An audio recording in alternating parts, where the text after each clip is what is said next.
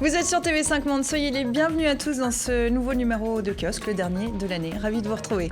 Au sommaire, ce dimanche, la ville d'Alep est tombée. Va-t-elle entraîner dans sa chute l'ONU, la morale et le droit international ? Pourquoi ce sentiment d'indifférence générale ? Le président contesté Bachar el-Assad revendique sa victoire dans cette guerre interminable. Que pèse-t-il sans ses alliés russes et iraniens ? Règne-t-il aujourd'hui sur un champ de ruines ? La cyberguerre est-elle déclarée ? Barack Obama tire à boulet rouge sur le Kremlin. La Russie est accusée d'avoir lancé des cyberattaques pour influencer la présidentielle américaine. La victoire de Donald Trump pourrait-elle être invalidée ? C'est demain lundi que le républicain sera officiellement élu, avec lui une administration très conservatrice, très riche, très masculine, très blanche. De quoi ça augure ? Et puis, en fin d'émission, nous passerons en revue l'année 2016. Chacun des kiosqueurs a choisi un événement, un fait marquant qu'on commentera ici tous ensemble. Et nos kiosqueurs, les voici. Laure Murat, vous tenez une chronique dans le quotidien français Libération. Historienne, vous êtes la directrice du Centre d'études européennes et russes à UCLA, l'Université de Californie à Los Angeles, où vous vivez. Francis Laloupeau, journaliste à la radio internationale africaine, Africa numéro 1, professeur de géopolitique à l'Institut pratique de journalisme à Paris et président de l'Observatoire des réformes et géopolitiques d'Afrique et partenaire d'Europe. Nicolas Willems, rédacteur en chef adjoint au service Europe et international de la RTBF, après des collaborations pour Radio France et Radio-Canada. Vous suivez particulièrement l'actualité aux États-Unis et en Chine. Et puis Claude Guibal, grand reporter au service étranger de la radio France Inter, spécialiste du Proche-Orient et des questions liées à l'islam radical. Vous avez été la correspondante de plusieurs médias français pendant une dizaine d'années en Égypte, puis en charge du service international à France Culture. Merci à vous quatre d'être ici en ce dimanche pour nous livrer votre vision de l'actualité, votre analyse. Et vous pouvez faire de même chez vous, vous qui nous regardez, hashtag kiosque sur Twitter et bien sûr aussi faites-nous part de vos commentaires sur Facebook. Après 5 ans de conflit, après des semaines de bombardements incessants, la ville d'Alep est tombée.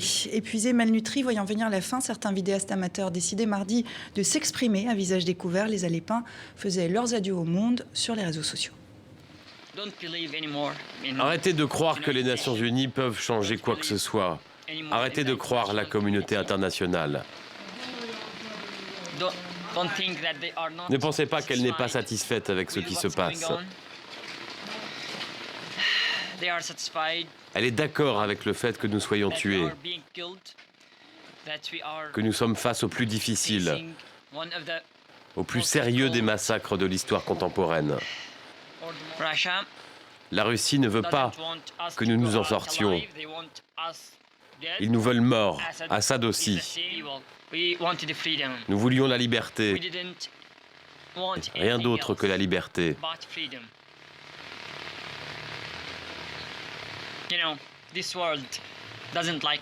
Ce monde n'aime pas la liberté, on dirait.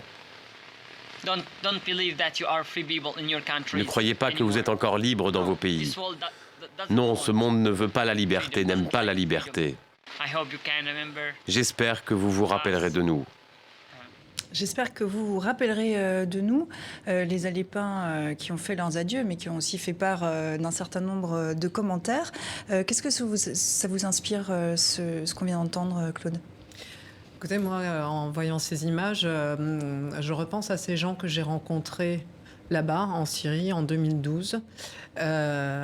Pendant qu'Alep un an après le début et où la guerre avait déjà commencé, où tout le nord de la Syrie était déjà détruit, des villes comme Azaz et compagnie. Et je me souviens de ces foules de personnes qui partaient vers la frontière turque et à qui je tendais mon micro en disant « Qu'est-ce que vous avez à dire à la communauté internationale ?» Et là, il y avait des femmes qui avaient perdu leur mari et compagnie. On ne parlait pas du tout de Daesh à l'époque. Les djihadistes internationaux, il commençait à peine à y en avoir dans certains endroits, et on me disait mais arrêtez avec vos micros, mais qu'est-ce que vous voulez qu'on vous dise ? Vous voulez qu'on vous dise quoi ? Ça fait déjà des mois qu'on vous dit arrêtez de nous bombarder. À l'époque, mettre une zone d'exclusion aérienne, empêcher justement les bombardements de pousser ces populations à fuir, ça avait été empêché par la menace d'un veto russe aux Nations Unies. Je repense toujours à ce moment en se demandant si une décision avait été prise courageuse. Est-ce qu'il y aurait eu des millions de personnes aujourd'hui sur les routes ? Est-ce qu'il y aurait eu 300 000 morts en Syrie ? Est-ce que les institutions internationales seraient foutues au point où elles le sont et où on a cet avenir d'une noirceur terrible et plein d'incertitudes? inquiétude. Voilà, moi, c'est à ça que me font penser ces images. Il y a une question qui revient beaucoup, que les auditeurs, les lecteurs, les téléspectateurs se posent, c'est pourquoi a-t-on laissé faire? C'est vraiment une phrase qui est revenue cette semaine. Pourquoi a-t-on laissé faire, Nicolas? C'est difficile à dire et c'est simple à dire. C'est vraiment, voilà, Alep est le berceau de l'humanité et d'une certaine manière, la communauté internationale a montré toute son impuissance, son cynisme. Les Occidentaux n'ont pas joué le jeu. Obama s'est un peu désintéressé du dossier. On a laissé la place aux Russes qui se sont investis. Poutine joue surtout, voilà, sa grandeur internationale, replacer son pays sur la géostratégie. Et puis, cette accumulation de choses fait que voilà, il y a une indifférence aussi d'une partie de l'opinion occidentale. Tout ça fait qu'après 5 ans de conflit, on est dans une situation dramatique. Et cette chute d'Alep préfigure voilà, d'autres chutes. On va parler d'Idlib certainement après. Et l'avenir de la Syrie est extrêmement noir, comme on l'a souligné.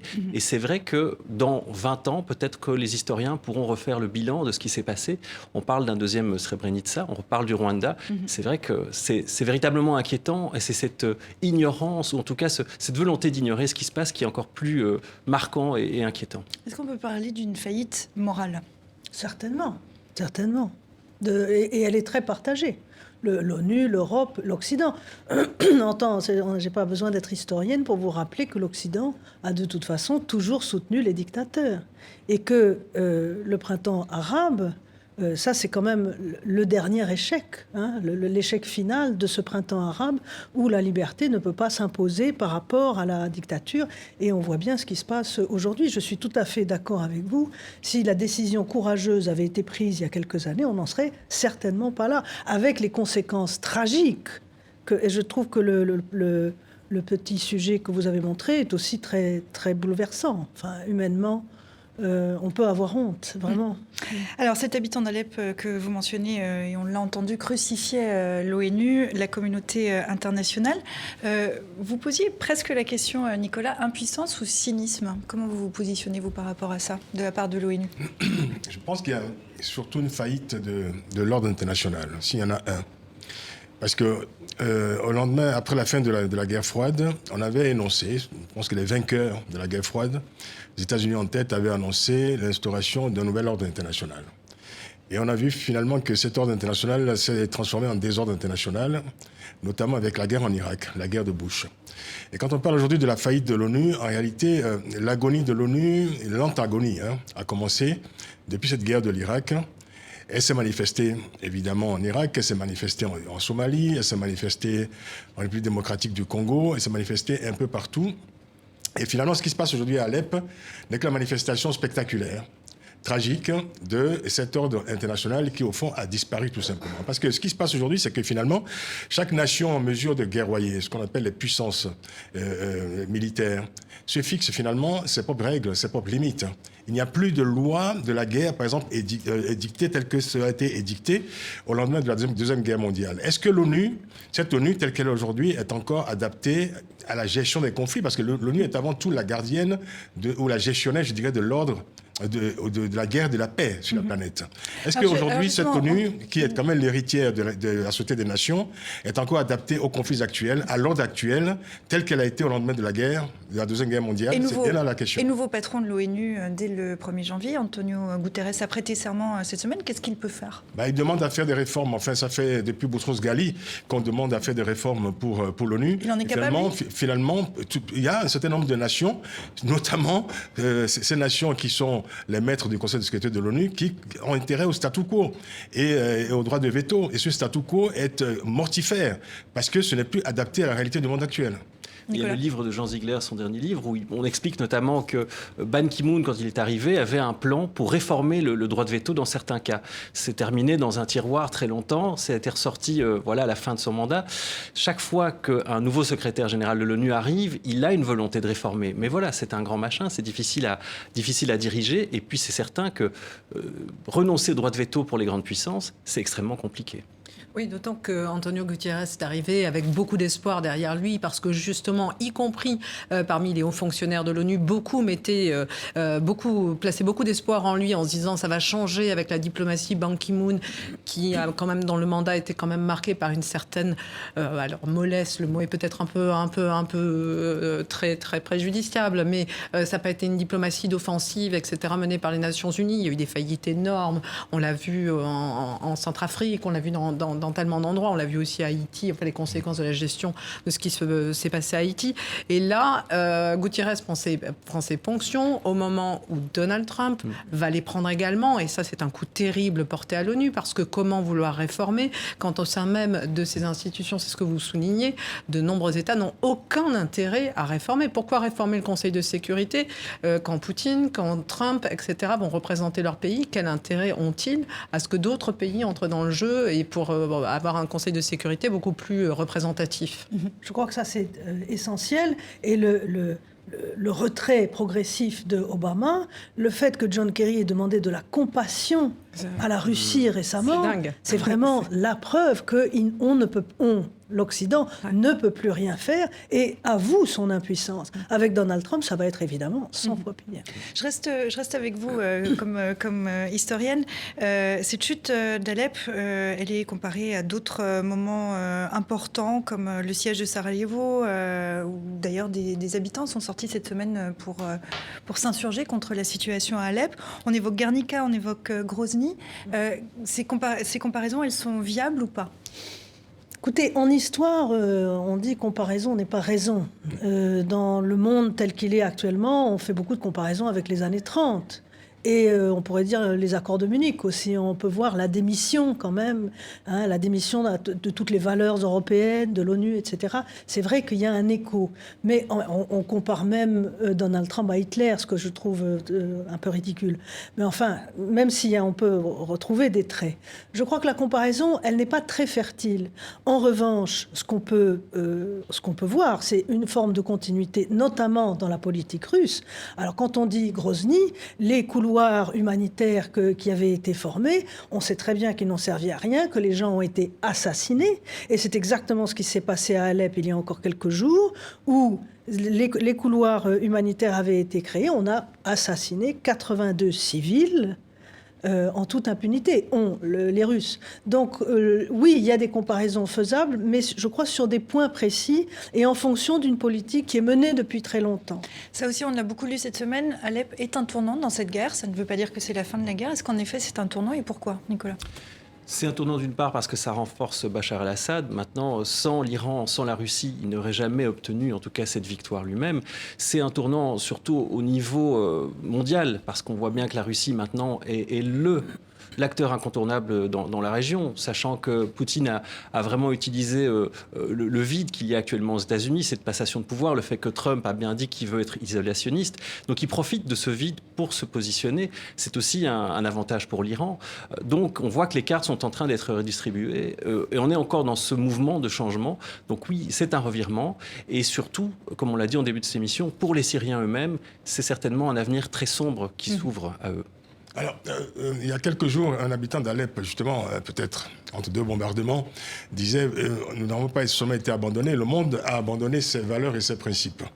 Et en réalité, ce qui se passe, c'est que quand on parle de valeurs, au fond, je veux dire, quelles sont aujourd'hui les valeurs communes, finalement, pour les nations? C'est bien la difficulté. Vous parliez au début de l'émission d'une morale internationale. Effectivement, on court après cette morale depuis plusieurs années. Et en principe, l'ONU devrait être l'autorité morale, ce qu'elle n'est plus en réalité aujourd'hui. On connaît les conséquences de la guerre en Irak, de la guerre de Bush, qui a été donc menée contre l'avis de l'ONU à l'époque. On voit évidemment ce que ça a entraîné, ce que ça a produit comme monstre par la suite. Il est à craindre que ce qui vient de se produire à Alep produise de nouveaux monstres, en réalité. Parce que je pense que, quelque part, la guerre en Irak de Bush a été le tombeau d'un certain nombre de valeurs qu'on évoque aujourd'hui. Et c'est sur ce tombeau, finalement, que M. Poutine danse depuis quelques mois. Il est à craindre que lui aussi fasse émerger, fasse surgir des tréfonds d'Alep dans les prochains mois, de nouveaux monstres, c'est-à-dire tous ces habitants d'Alep en colère qui n'oublieront pas que le monde les a abandonnés. On va s'intéresser au camp des vainqueurs, on va continuer à discuter, mais on va s'intéresser maintenant, vous l'évoquiez, Vladimir Poutine, Bachar el-Assad. On va écouter Bachar el-Assad, qui évidemment s'est félicité cette semaine, il s'est félicité, lui, de la libération de la ville d'Alep. Il était filmé, c'est très à la mode, au téléphone portable. Je pense qu'avec la libération d'Alep, nous dirons que ce n'est pas seulement une question syrienne, mais aussi une question internationale. Nous dirons avant la libération d'Alep et après la libération d'Alep. C'est là que l'histoire va changer. Je veux assurer que ce qui se passe aujourd'hui, c'est l'histoire, que tout citoyen syrien est en train d'écrire. L'histoire n'a pas commencé à être écrite aujourd'hui. Ça a commencé il y a 6 ans quand la crise et la guerre ont commencé en Syrie. C'est un peu en revenant qu'on écoute là, il y a 1 an et demi, personne n'aurait parié sur lui. Aujourd'hui, il est là. On ne peut pas dire qu'il a gagné la guerre, mais est-ce qu'aujourd'hui, on peut dire qu'il ne peut plus la perdre ? En tout cas, ce qui est certain, c'est qu'il est durablement, en tout cas assez solidement remis en selle. Et ça a commencé effectivement il y a 1 an, lorsqu'il était en situation beaucoup plus fragile. Et c'est à ce moment-là que la Russie est venue à son soutien et est venue militairement sur le terrain syrien, ce qui a effectivement changé la donne. Aujourd'hui, ce qui est certain, ce qu'on voit avec la chute d'Alep, Alep qui a toujours été une priorité pour le président syrien, puisque c'est là déjà le berceau, j'allais dire, de l'armée syrienne libre, mais c'est aussi la deuxième capitale de la Syrie utile que Bachar el-Assad a besoin de Donc Syrie contrôler. utile, pour ceux qui nous regardent, c'est Damas, Homs, Alep et ça. Voilà, et toute toute la partie occidentale de la Syrie, l'accès à la mer avec l'Atakia et compagnie. Pour Bachar el-Assad, la priorité n'était absolument pas Raqqa. Par exemple, les Russes, quand ils sont rentrés en guerre il y a 1 an, ne sont pas allés bombarder Raqqa, qui était à ce moment-là prise par l'État islamique. Non, c'est bien sûr Alep qu'ils se sont concentrés.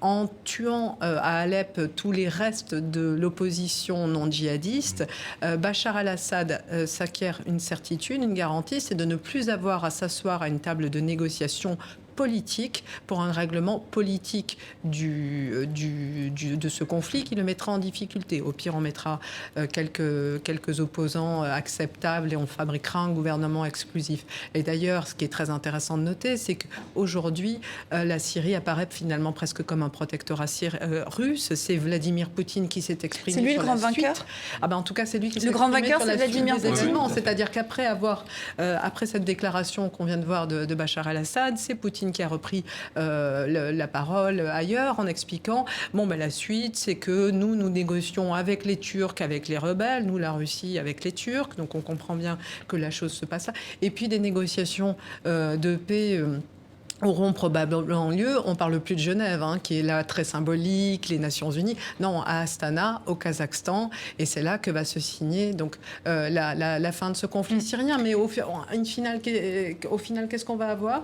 Comme vous le disiez tout à l'heure, le reste de la population d'Alep qui n'aura pas été évacuée et qui les combattants qui vont devoir partir vers Idlib, ville tenue effectivement par la branche syrienne d'Al-Qaïda, ça va être une radicalisation de ce qui reste parce qu'ils n'auront pas d'autre choix. Et finalement, on le voit depuis le début de ce conflit, il y a 6 ans, le traitement à la fois par les Syriens et la communauté internationale a tiré le pire de chacun en l'amenant toutes les positions, et je ne parle pas simplement du côté des rebelles, mais les autres aussi, à se radicaliser. Et c'est là où est la faillite morale de ce conflit. Est-ce qu'on se dirige, vous parliez de la Syrie utile, est-ce qu'on se dirige là fatalement vers une partition de la Syrie ? Est-ce que c'est une solution même d'ailleurs à ce conflit ? En tout cas, à un moment, on l'avait évoqué. Maintenant, c'est très difficile de répondre à ça parce que vu ce qui se passe et vu l'orientation du conflit, difficile de voir réellement. Ce qui est certain, c'est que Bachar el-Assad est peut-être renforcé, mais il est renforcé tant que Vladimir Poutine le veut. Et c'est sa marionnette. Qu'est-ce qu'il veut sans ses parrains ? Parce qu'il y a Vladimir Poutine et également l'Iran de Rouhani. Il ne vaut rien sans eux ? Ça va être très difficile, en tout cas sans ces 2 parrains-là, d'avoir un avenir politique pour lui. Maintenant, ça va être intéressant de voir dans les négociations qui se mettront en place, de voir comment les Russes et les Iraniens vont réussir à se répartir, sachant que les Russes sont plutôt à soutenir les sunnites et les Iraniens les chiites. Comment tout ça va se mettre en place ? Et ça, je pense que c'est une inconnue. Et il y a une élection en Iran dans quelques mois. Laure Murat, votre commentaire sur cette possible partition de la Syrie et sur ces jeux qui sont en train de se mettre en place. Vu des États-Unis, la Syrie, c'est un sujet qu'on suit de près ou pas? Vous qui vivez là-bas, je le rappelle. Les Américains, c'est toujours un peu ridicule de dire les Américains ne s'intéressent pas beaucoup à la politique étrangère. Et tout ce qu'on a entendu de la bouche de Donald Trump, c'est Aleppo is a disaster. Il a dit ça 20 fois à la télévision. Et c'est à peu près tout ce qu'il sait dire sur Alep. Donc je crois de toute façon qu'il a dit depuis le départ qu'il serait isolationniste et il va laisser les mains libres à Poutine, ce qui est évidemment un drame absolu. Et moi, je vais juste souligner une chose parce que les mots sont très importants parce que tout à l'heure vous disiez aujourd'hui la Syrie c'est un peu un protectorat russe. C'est au moins en tout cas une cogestion entre Poutine et puis Bachar el-Assad. Vous vous souvenez, il y a quelques années, au lendemain de la guerre d'Irak, on disait que l'Irak était devenu un protectorat américain. Je ne suis pas sûr que ce soit aujourd'hui, avec cette même comparaison, cette analogie, que ce soit de bon augure pour M. Poutine. Qu'aujourd'hui on puisse indiquer que la Syrie soit devenue un protectorat russe. Je crois que l'histoire aujourd'hui connaît de fortes accélérations. Je ne suis pas certain que la situation, enfin cette victoire en tout cas qui est annoncée aujourd'hui par Bachar el-Assad et par Poutine, soit une victoire durable. Sur Alep, l'histoire est beaucoup plus... donc s'accélère un peu plus qu'il y a quelques vieilles années. Est-ce qu'il y a aujourd'hui un autre grand vainqueur qu'on oublie un petit peu? C'est le groupe État islamique, puisqu'il a servi de repoussoir, mais finalement il a été assez peu combattu. La preuve, c'est que le groupe État islamique a profité en tout cas de la concentration de toutes les forces syriennes sur Alep pour revenir à Palmyre. Donc cette ville historique. Et donc c'est bien la preuve que les frappes russes n'ont absolument pas du tout affecté la force du groupe État islamique. Au contraire, ils ont pu faire leur business et se renforcer et continuer leurs affaires tout à fait tranquillement. C'était un prétexte de toute façon, puisqu'on sait très bien que ceux qui ont repoussé l'État islamique, ce sont les rebelles, précisément. C'est Alep-Est. On l'entendait en début d'émission, ce jeune Alépin qui parlait et qui disait que ce monde n'aime pas la liberté. On dirait, ne croyez pas que vous êtes encore libre dans vos pays. Est-ce que ça vous interpelle? On terminera là-dessus sur la Syrie. La question, elle se pose, est-ce qu'on est encore libre dans nos pays? Mais enfin, là, on pourrait être tout à fait libre. Il y a beaucoup de gens... L'indignation, elle est assez fortement partagée ces derniers jours face à la situation à Alep. C'est pas pour autant que des millions de personnes manifestent dans la rue. C'est la liberté de chacun pourrait tout à fait nous permettre d'aller manifester dans la rue. Moi, je trouve qu'il y a quelque chose de plus grave, c'est notre capacité d'indignation. On entend un candidat à la présidence française dire que l'indignation n'a jamais sauvé une vie. Je pense que le général de Gaulle aurait adoré entendre ça le 18 juin 40 à Londres. Je pense que cette phrase qu'on a entendue, de référence à la liberté, nous renvoie au début de cette histoire syrienne, parce qu'il faut quand même rappeler que tout ça a commencé avec des manifestations pacifiques. C'était des contestations pacifiques d'un régime, ce qui est quand même le droit naturel que tout peuple, évidemment, détient, et que la réponse de ce pouvoir a été des arrestations arbitraires, des détentions, des tortures, des violences, et aujourd'hui l'enfer d'Alep. Alors pour conclure, enfin, je crois que la liberté, évidemment, elle dépend beaucoup du pays où vous vivez, ça c'est évident, mais surtout de ce qu'on envisage comme étant la liberté. Je crois que dans une société où on est autant surveillé, par exemple, alors là, du coup, c'est le monde entier, il y a de quoi se faire du souci. Nicolas, pour conclure. Ce qui est aussi surprenant, c'est qu'on oublie aussi une chose, c'est que tous les responsables politiques occidentaux pensent à leur réélection et que partir en guerre n'est pas populaire. Ce qui n'est pas le cas de Poutine, parce que lui peut utiliser le langage de la force. Et au contraire, ça le renforce d'envoyer des Russes sur le front. Ici, on sait très bien que s'engager, c'est le problème d'Obama après les guerres des Bush, c'est de se relancer dans un conflit. Et ça, on l'oublie aussi. C'est-à-dire qu'on s'indigne, mais on sait très bien que le moindre conflit où les Occidentaux seraient impliqués, où il y aurait des morts, à ce moment-là, ça créerait un effet contraire dans l'opinion publique. Donc voilà.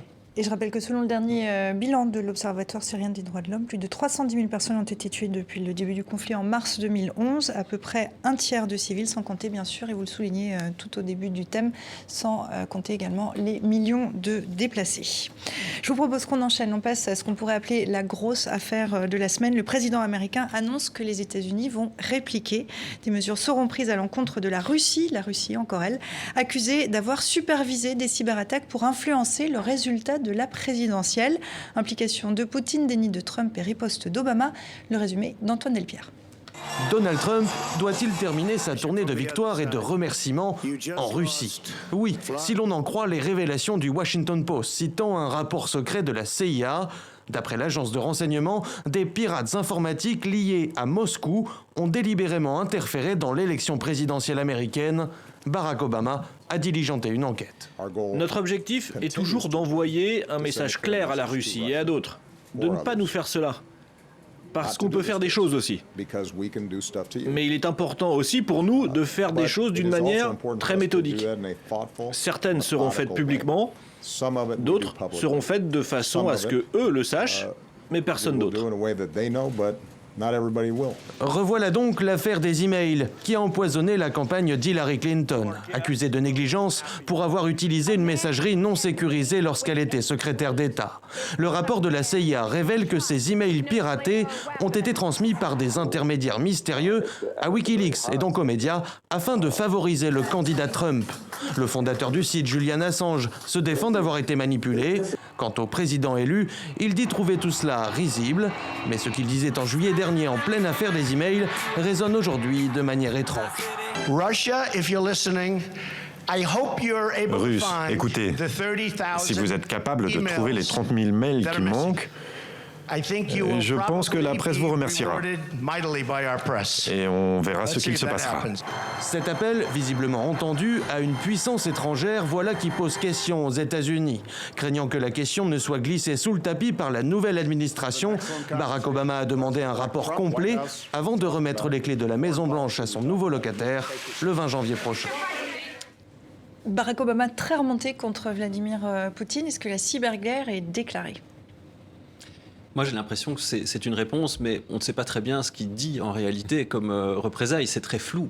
Alors, on sent qu'il est fâché, cette espèce de colère un peu contenue, mais ça n'est pas très très convaincant. Donc, on ne sait pas très bien ce qu'il va mettre en application.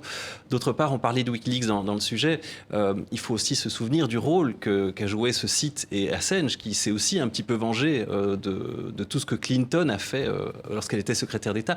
Il y a aussi ça qui joue dans cette affaire. Et puis la troisième chose, c'est de se dire, mais voilà, on est pour la première fois avec une interférence d'un pays étranger dans une élection américaine. C'est une affaire qui est énorme et on rentre dans quelque chose qui dépasse même l'affaire du Watergate. Cyberguerre quand même ou pas ? Cyberguerre, mais elle n'est pas nouvelle non plus, c'est ça aussi le problème. Elle n'a jamais été dite comme ça aussi frontalement. Elle n'a jamais été dite fortement. Mais c'est vrai qu'ensuite, les Russes ou tous les supporters de Donald Trump ont aussi tout le loisir de dire qu'un pays qui interfère de façon technologique ou via des écoutes ou via de la surveillance de mails dans un pays étranger, les États-Unis l'ont également fait. Enfin, on est dans quelque chose qui est effectivement très cynique, très méchant, mais qui n'est pas... Non, je vois lever. On va vous passer la parole parce que je vous vois lever les yeux au ciel. Vous vivez aux États-Unis, donc là, évidemment, vous avez peut-être aussi un ressenti qui. Oui, bien sûr. Et puis surtout, Donald Trump a dit « je n'y crois pas ». Et ça, je pense que c'est très important parce que c'est pas « je me repose sur un dossier, un rapport de la CIA », c'est « je n'y crois pas ». C'est-à-dire que la vérité, c'est celle qu'il énonce. Et c'est à ça qu'on va avoir affaire à partir du 20 janvier. Donc Obama, il peut toujours s'agiter. À partir du 20 janvier, s'il veut enterrer le rapport de la CIA, c'est terminé. Donc la cyberguerre, elle va peut-être être ouverte, mais elle va se refermer très rapidement.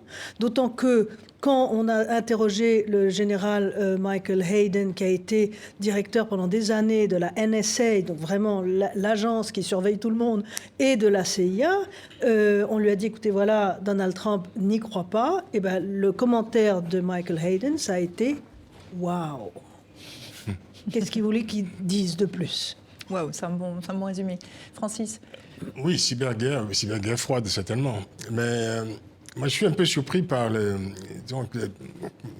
réactions de vierge effarouchée de Barack Obama, parce que, je veux dire, moi, je m'intéresse, en fait, je travaille sur une partie du monde, sur le continent, l'Afrique, évidemment. Donc, je vois ça un peu, j'essaie de voir ça à travers, je dirais, le regard des Africains. Pour des Africains, au fond, le fait que l'ingérence d'un pays étranger dans les opérations électorales dans tel ou tel pays africain, je veux dire que c'est presque une tradition. Je veux dire que ça n'a rien d'étonnant. Je veux dire que c'est pas une grande nouveauté, quoi. Le fait, par exemple, qu'il y a des élections dans tel pays francophone africain et qu'on dise, mais tiens, tel candidat c'est l'homme de Paris, c'est l'homme de la France, c'est le candidat de la France, etc. Et que même il y ait, je dirais, quelques quelques soutiens, je dirais, amicaux un peu appuyés de certains envoyés de la France-Afrique, comme on a vu pendant très longtemps, pour favoriser l'élection de tel ou tel candidat en Afrique. C'est pas du tout quelque chose d'étonnant. Donc, je dirais que ce qui choque aujourd'hui l'Amérique, finalement, je dirais que les Africains demanderaient peut-être davantage de solidarité de la part de l'Amérique quand cela arrive dans leur propre pays, quoi. Voilà. Donc, ce n'est pas que c'est un effroi américain. Ce n'est pas un effroi mondial. Si on revient quand même au niveau mondial plus général, il y a quand même cette idée qu'il y a une nouvelle guerre froide qui est en train de s'installer. On entend dire ça depuis plusieurs mois, depuis un peu plus d'1 an. Le 1er décembre dernier, Vladimir Poutine a signé un décret dans lequel l'Union européenne est accusée d'expansion géopolitique et de chercher conjointement avec les États-Unis à saper la stabilité régionale et globale. Est-ce qu'il entérine par ce décret qui est passé assez inaperçu et dans la presse et dans le reste du monde? Est-ce qu'il a entériné d'une certaine façon la guerre froide? Est-ce qu'il l'a définie? Quand il dit on va vous faire des choses, c'est ce qu'il dit. Nous aussi, on peut vous faire des choses. D'abord, l'expression est un peu curieuse parce qu'on se croyait dans une cour de récréation, quoi. Voilà, nous aussi, on peut être très méchants, etc. Bon, ceci dit, il faut quand même s'en inquiéter parce qu'on a quand même affaire dans toute histoire, je pense que le profil des acteurs est quand même intéressant. On a quand même le profil Poutine, on a le profil Donald Trump. Donc on se dit quand même que les acteurs aujourd'hui qui sont sur la scène de cette nouvelle cyberguerre froide sont des acteurs qui sont les moins rassurants de l'histoire de ces 30 dernières années. Donc de ce point de vue, c'est vrai que si ce genre de procédé, de pratique devenait la règle, effectivement, il y aurait de quoi s'inquiéter pour l'état du monde dans les prochaines années. C'est évident, surtout si les acteurs qui sont aujourd'hui en place font des émules. Comment ça va se passer avec Donald Trump? Donc, dans ce contexte du décret dont je viens de parler, comment ça va se passer avec Donald Trump? Il arrive normalement à la Maison-Blanche le 20 janvier. On sait qu'il est quand même plutôt plus favorable que Barack Obama à Vladimir Poutine et à la Russie. Qu'est-ce qui peut se passer? En fait, Donald Trump a un ennemi ou une cible qui commence à se dessiner beaucoup plus clairement ces derniers jours. C'est d'abord la Chine, c'est d'abord Pékin. Pékin, avec lesquels il va falloir renégocier un certain nombre de choses. Il y a tous les accords commerciaux, etc. Et l'inquiétude de Trump, elle est plutôt liée vers la Chine, à qui il va falloir tordre le bras de tous les moyens possibles, de façon à lui faire accepter certaines choses économiques. Donc pour ça, il vaudrait mieux effectivement alléger au maximum les tensions avec la Russie. Il faut se souvenir que Barack Obama, lui, au début, a été plutôt très conciliant avec la Chine. On a repris un certain nombre de... Et ça ne lui a pas spécialement réussi économiquement par la suite. Et ça, je pense que c'est un petit peu la stratégie de Trump, où on va plutôt tourner les regards plus agressifs vers l'Asie. Donc moins pro... Et puis on lui laisse le Proche-Orient. Moins anti-russe, mais plus pro-chinois? Le contraire, pardon. Je crois que c'est un peu complexe, excusez-moi. Bref, il détourne peut-être ses taxes. Hein.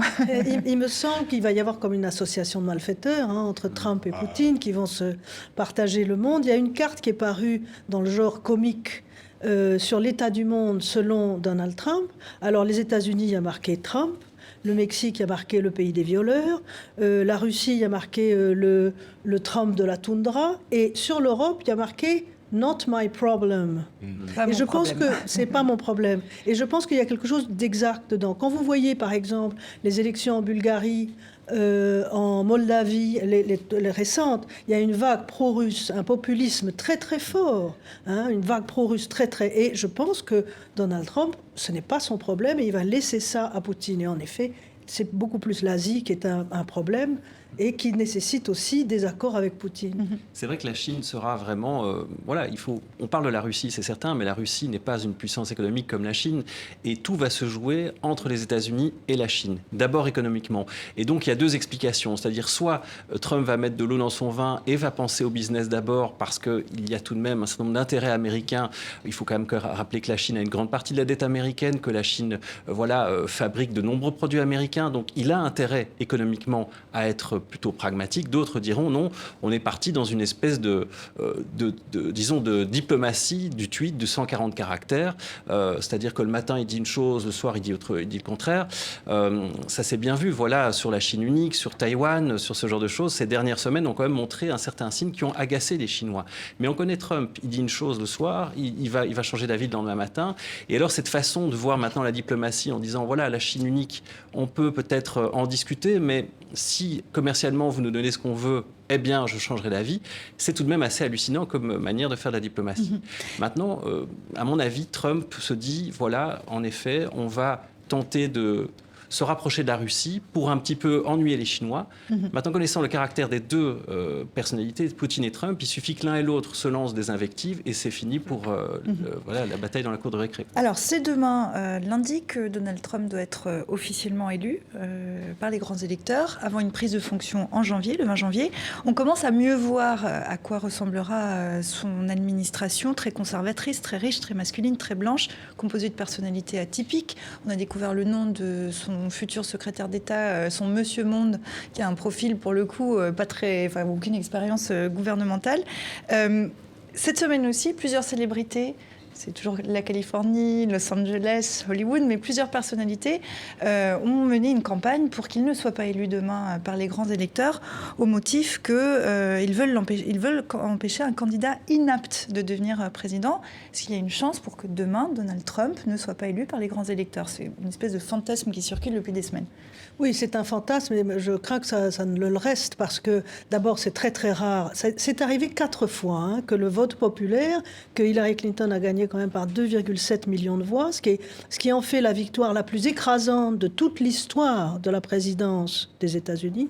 Elle a gagné avec 1 million de voix de moins que Barack Obama. Ce qui veut dire quoi? Que sans doute elle est haïe aux États-Unis, mais que Donald Trump l'est encore plus. C'est très important.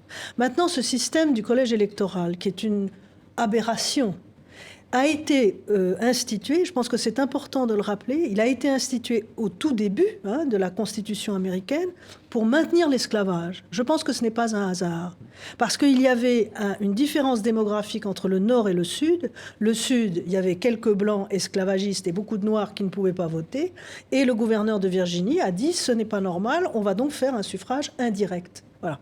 Donc c'est pour ça que ça a été institué. Maintenant, les 4 fois où ça s'est produit dans l'histoire de la présidence américaine, le président qui avait été élu par le collège a été institué. Il n'y avait pas de doute. Là, on a vu quand même, il y a une pétition qui a circulé sur Internet et qui a ramassé, je crois, près de 5 millions de voix, ce qui est du jamais vu. Ça ne va pas faire basculer pour autant le collège électoral. Il y en a 2 ou 3, je crois, grands électeurs qui ont déclaré que sans doute ils voteraient pour Hillary Clinton, mais il faudrait pour ça qu'il y en ait 34 ou 37, et je crois que ça ne se produira pas. Je le disais, on commence à mieux voir à quoi va ressembler son administration. C'est la alt-right qui transparaît un peu là derrière, donc c'est cette droite très conservatrice, pour la définir comme ça. Il y a ce qu'on appelle la fachosphère, qui est aussi un peu derrière Donald Trump. Aux États-Unis, ça se ressent? Oui, ça se ressent. Parce qu'il y a une parole libérée, par exemple, dans ces sphères-là. Exactement. C'est-à-dire que ça autorise beaucoup de gens à dire des choses qui étaient impensables la veille, tout simplement. À l'université où je travaille, qui est UCLA à Los Angeles, le lendemain de l'élection, on a vu des tracts, par exemple, dans les couloirs de l'université, des suprématistes blancs. Je pense que c'était plutôt le fait de quelques provocateurs et pas d'un groupe d'étudiants qui se seraient coalisés pour ça. Mais il n'empêche qu'en plus, en Californie, qui a voté à 65% pour Hillary Clinton, on peut se considérer à peu près protégé de ce genre de choses. Mais non. Et je crois que dans le discours, et je crois que ça c'est très très important, dans le discours, la parole de haine, raciste, misogyne, etc., est désormais autorisée. Pour boucler la boucle sur ce thème et revenir au piratage qui nous a occupés au début, Barack Obama dit souhaiter une enquête bipartisane et indépendante qui donnerait au peuple américain l'assurance que les élections ont été libres et justes, et si ça n'était pas le cas. Si l'enquête prouvait qu'en effet, cette campagne électorale a été biaisée, qu'est-ce qui pourrait se passer ? Moi, je ne sais pas. Je suis journaliste, c'est pas voyante. Donc, du coup, et on voit d'ailleurs que toutes les projections qu'on fait sont fausses et qu'aujourd'hui, il faut qu'on arrête de projeter des choses qui nous échappent parce qu'on ne peut plus se baser sur la logique. On est aussi dans un monde où maintenant, c'est d'ailleurs très, très intéressant dans cette histoire de cyberguerre et d'élection de Trump et tout ça, c'est qu'on n'est plus dans un monde d'information, mais où ce qu'on appelle le post-truth, la post-vérité, où peu importe la vérité. En fait, ce qui importe, c'est dénoncer des faits. C'est d'ailleurs la tactique utilisée par Donald Trump quand on le prenait en défaut, par exemple, de contradiction. Oui, mais des gens disent que, il paraît que... Et dans ce lot d'informations qui vient de tous les côtés, on ne sait plus quel est le vrai du faux. Et donc, même s'il était prouvé par une enquête bipartisane, toute note des résultats, qu'est-ce que ça changerait fondamentalement ? C'est pas sûr que ça puisse le faire. Juste ajouter qu'en fait, comme tout le populisme, celui incarné par Trump prospère sur le mensonge. Parce qu'il y a quand même un mensonge initial, c'est déjà le fait de s'être adressé à des gens modestes, à des laissés pour compte, pour ensuite mettre en place une équipe qui ressemble davantage à un conseil d'administration qu'à un gouvernement classique, avec des milliardaires, des banquiers, etc. Deuxièmement, je voulais souligner également que la fachosphère est effectivement désormais incarnée avec donc ce narratif qui libère la parole raciste, homophobe, sexiste et j'en passe, évidemment.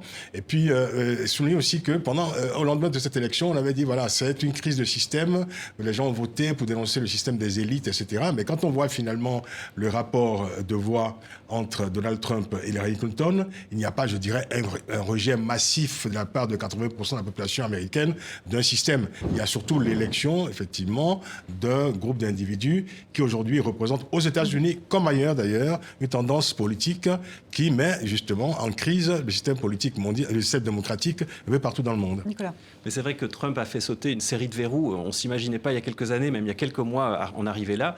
Maintenant, les premières victimes, à mon avis, du gouvernement Trump, ce sont les gens qui ont voté pour lui, c'est-à-dire l'Amérique blanche en colère, ces gens qui n'ont pas d'emploi, qui sont dans la Rust Belt notamment, et qui se retrouvent finalement avec un gouvernement, comme on l'a dit, de banquiers, de super riches, les 1% qui ont été dénoncés pendant cette campagne. Donc voilà, ce sont les premières victimes. Et prochaine date à retenir, c'est le 20 janvier prochain, l'année prochaine, Donald Trump entre à la Maison-Blanche. Je vous propose qu'on passe maintenant à notre séquence nostalgie, ce dernier kiosque de l'année qui s'achève. Sortez vos mouchoirs, on va passer 2016 en revue avec vous.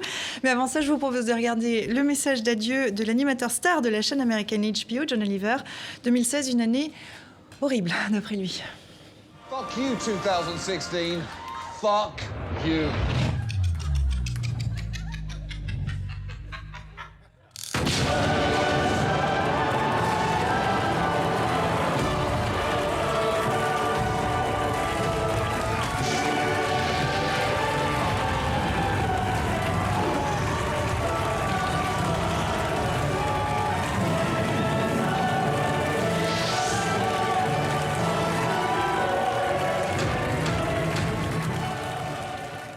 Bon, on n'a pas de bip ici, je vais me passer de la traduction, mais on a tous reconnu l'hymne à la joie de Beethoven. Un hymne à la joie pour qualifier cette année, qu'est-ce que vous en dites ? C'est ironique, bien sûr. Nous sauve, finalement. Comment ? Parce que, heureusement qu'il y a de l'humour, c'est peut-être ça qui peut nous sauver, c'est la leçon. Je trouvais que 2015 était pourri, mais alors 2016, on a encore mis un niveau au-dessus. Donc franchement, que ça soit sur les élections qui nous ont tous étonnés en tant qu'observateurs, que ça soit sur... en Belgique, on a quand même connu un attentat, que ça soit une série de choses, ça n'a pas été une année très glorieuse. Une année pourrie pour tout le monde ? Est-ce que vous la qualifieriez peut-être autrement que par ces termes de Patrick Guy? Elle est douloureuse cette année. Je pense qu'en général, pour tout le monde, je ne crois pas qu'il y ait eu de grandes évolutions sociétales, économiques, très, très réjouissantes ou vraiment de façon très, très marginale. C'est une année surtout, c'est une année d'incertitude. Je pense, pour beaucoup de gens, d'incertitude à tout un tas de niveaux qui font que, justement, quand on a peur de l'avenir, on se réfugie vers ce dont on pense qui peut nous protéger. Alors, comment vous la qualifiez cette année ? Atroce. De mieux en mieux. Atroce. Je ne pensais pas, moi, personnellement, vivre ça dans ma vie. Je pense on n'a pas vécu quelque chose d'aussi terrible depuis très longtemps. Donc moi, je ne suis pas journaliste, mais je suis voyante. Et je pense que ça ne va pas s'améliorer. Francis. Vous pensez à quel endroit du monde exactement? Parce que quand vous dites on n'a pas vécu ça... Aux États-Unis, c'est ça? En Europe, enfin, je veux dire, dans beaucoup d'endroits dans le monde. Hein, Moi, je qualifierais, c'est l'étrange année, en fait. C'est pas pire que les autres. Je pense que les incertitudes que vous évoquiez étaient déjà là depuis une dizaine d'années. Incertitudes sur l'état du monde, incertitudes sur l'état de la démocratie, sur... avec cette question terrible, par exemple, en France, comme ailleurs, à quoi servent les partis politiques, à quoi servent les élections, cette espèce de désaffection comme ça à l'égard de la vie politique, à l'égard de la question électorale. Je pense que tout cela, ces interrogations se sont peut-être un peu plus intensifiées en 2016. Donc, je dirais que les questions sont restées en suspens, donc étrange année. Oui, je pense que c'est surtout ça. Si on voit cette année d'une façon très européano-centrée, elle est terrible pour nous, parce que c'est la fin de nos certitudes. C'est pas le cas ailleurs. Vous l'avez très justement souligné. C'est que c'est une vision pour l'Europe. Pour le continent européen, c'est une année terrible, ça c'est certain. Et vous êtes européen centré, Nicolas, puisque je vous ai demandé, en préparant cette émission, de choisir un thème que vous retenez. Vous avez retenu le Brexit, qui est un des gros thèmes d'actualité cette année. Pourquoi celui-là en particulier? Mais c'est tout à fait par rapport à ce qu'on a dit. C'est vrai, voilà, on parlait de période d'incertitude. L'élection du Brexit a totalement modifié nos certitudes. On s'attendait à un vote où ce Brexit allait être rejeté. Pas du tout. On s'est rendu compte qu'une partie des gens qui ont voté sont des gens qui ne votaient pas. Ça a été un vote pas contre ou pour le Brexit, mais un vote d'opposition contre une série de choses, l'élite politique, les journalistes, les experts. On se rend compte aussi que cette élection a préfiguré ce qui s'est passé aux États-Unis après, où aujourd'hui on a l'impression que l'ignorance est finalement une valeur universelle. C'est ce que Trump a fait, c'est ce qu'on a fait pendant la campagne du Brexit. Et ça ouvre une série de questions sur l'avenir. L'avenir de nos démocraties, l'avenir de l'Europe. On se rend bien compte que ça va mettre des années pour le Royaume-Uni de mettre en place ce Brexit. Donc pendant des années, tout l'agenda politique va être noyauté par cette question-là. Et c'est certain que là, on est dans une grande période d'interrogation, de nouveau en parlant en tant qu'Européens, que ça soit au sein de la sphère politique, des journalistes aussi, parce que voilà, notre métier est souvent mis maintenant en question sur notre manière de travailler. On sait très bien qu'il n'y a plus de verticalité, c'est-à-dire que sur les réseaux sociaux, n'importe quelle personne a le même poids qu'un média qui a l'habitude de travailler, et ça pose une série de questions, et je pense qu'on est tous interrogés dans notre manière de travailler, même concrètement en tant que journaliste. Vous n'êtes pas journaliste, mais pour vous, l'année, Laure, c'est aussi l'Europe, plus précisément la désagrégation de l'Union européenne sur fond de crise migratoire. Oui, la crise migratoire, je la lie aussi à la démographie. Moi, je me souviens toujours de Lévi-Strauss, à la fin de sa vie, qui disait « Je suis né dans un monde où on était 1 milliard et je vais mourir dans un monde où on est 5 milliards. » Aujourd'hui, on est encore plus.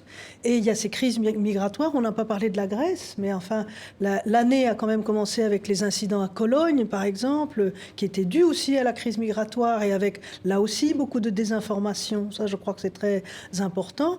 Quand je parlais d'années... La Grèce, on en a encore très peu parlé, mais enfin, tout ça a des conséquences gravissimes. Également sur le racisme, sur les valeurs européennes. Mais quand je dis année atroce, il y a aussi les Philippines, il y a l'Inde, il y a Erdogan. Ce n'est pas seulement qu'en Europe et aux États-Unis. Donc je crois qu'il y a presque un devoir d'être pessimiste. Mon Dieu. Je me tourne vers vous parce que je crois que ça rejoint un petit peu ce que vous disiez. Vous, ce que vous retenez de cette année, c'est sur ce fond de montée de populisme qu'on a tous ici bien identifié. Pour vous, 2016, c'est la consécration, je vous cite, de l'homme fort, l'année de la loi du plus fort. Oui, je pense que, pour moi, c'est ça qui me frappe, c'est cette fascination pour l'homme fort et tout ce que ça peut vouloir dire, qui est très inquiétante. Et quand je parlais de nos inquiétudes d'Européens, c'est là qu'on devrait se réveiller. C'est-à-dire qu'on le voit... On l'a vu avec Erdogan, le coup d'État cette année, on le voit avec Trump, on le voit avec Poutine, on le voit avec Duterte en Philippines, on le voit avec Modi en Inde, on le voit partout sur la planète. Cette tentation de l'homme fort, du repli derrière l'homme fort qui vient répondre, donc je disais, à toutes ces angoisses, c'est les angoisses géopolitiques, c'est les angoisses économiques qui sont absolument légitime, une fois de plus. La peur, il n'y a rien de plus légitime au monde. Il y a aussi la peur de l'avenir, aussi, tout bêtement, la peur on vit dans un monde où il y a 20 ans, où il y a 30 ans, encore les progrès de la science, c'était porteur d'espoir. Aujourd'hui, les progrès de la science, ça fout la trouille à tout le monde, en termes médicaux, etc. Donc, on se réfugie vers tout, on se réfugie vers Dieu, on se réfugie vers tout ce qui peut nous protéger. Et ça, je trouve ça très effrayant. On le voit avec la montée des populismes aussi en Europe, parce qu'il y a aussi une chose, c'est qu'en Europe, on a une façon extrêmement condescendante de regarder ce qui se passait ailleurs dans le monde, des dictatures, en se disant finalement, ces gens-là ne sont pas prêts pour la démocratie. Qu'est-ce que l'Europe a fait de ces démocraties ? Qu'est-ce que l'Europe a fait pour écouter aussi que va devenir la démocratie en Europe la démocratie en Europe. Et c'est une responsabilité partagée à la fois par les politiques, mais aussi par les médias, dans l'attention et l'écoute qu'on doit prêter à tous pour ne pas justement jouer avec ces démocraties. Et quels seront les progrès de la démocratie en Afrique et en Asie également? Parce que là aussi, il y a des défis importants à relever de ce point de vue-là. Et quand vous parlez d'hommes forts, justement, comme j'ai un peu l'esprit d'escalier, je vais vous dire qu'en Afrique aussi, on reprend souvent cette phrase de Barack Obama de plus en plus, en tout cas dans les pays où justement les populations sont en quête de démocratie, ils se battent pour cela, pour la renforcer ou en tout cas la consolider ou la conquérir, que l'Afrique n'a pas besoin d'hommes forts mais d'institutions fortes.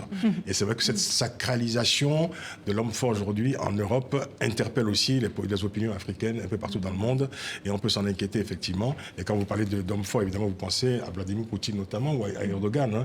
En tout cas, c'est une sacralisation de l'homme fort qui alimente tous les populismes auxquels on a à faire face aujourd'hui. Il y a une mention peut-être qu'on n'a pas donnée, c'est l'écologie.